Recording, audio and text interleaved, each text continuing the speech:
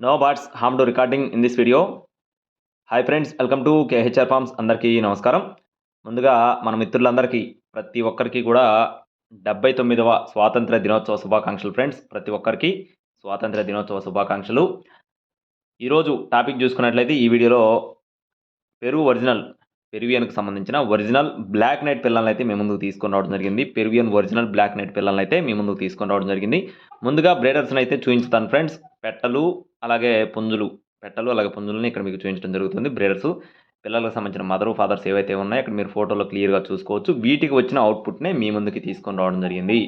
Father line కానీ mother line కానీ చాలా గొప్పది ఫ్రెండ్స్. ఎందుకంటే బ్రదర్కి సంబంధించిన వీడియోస్ ప్రీవియస్గా మన ఛానల్లో చాలా పెట్టాము. బ్రదర్కి కూడా ఛానల్ అయితే ఉందండి.